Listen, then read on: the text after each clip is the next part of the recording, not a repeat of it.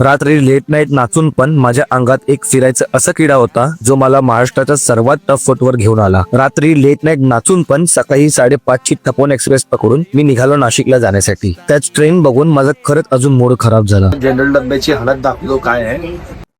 General डब्याची हालत आहे.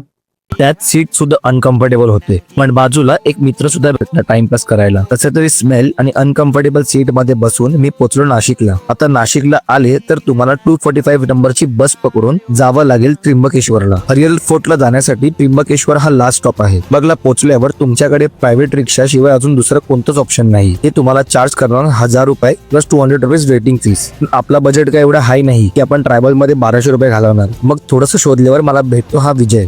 त्याला कसं तरी कन्व्हिन्स करून 250 रुपये मध्ये तो मला सोडतो हरिहर किल्ल्याच्या बेस कॅम्प कडे. पण ट्रेक सुरू करायच्या अगोदर मी घरी एक अशी गोष्ट विसरला होतो जी कोणताही ट्रेकर कधीच विसरू शकणार नाही. ते म्हणजे माझे शूज. एवढे डिफिकल्ट आणि स्लिपरी सरफेसवर जिथे बाकीचे लोक घाबरत होते ट्रेक करण्यासाठी, इथे या फ्लिप फ्लॉपवर मी संपूर्ण गड कसं ट्रॅक केलं आणि पुढे काय झालं हे पुढच्या ब्लॉग मध्ये बघायला मिळणार. अशा इंटरेस्टिंग ट्रॅव्हलिंग स्टोरीज आणि व्हिडिओसाठी नक्की फॉलो करा आपल्या पेजला.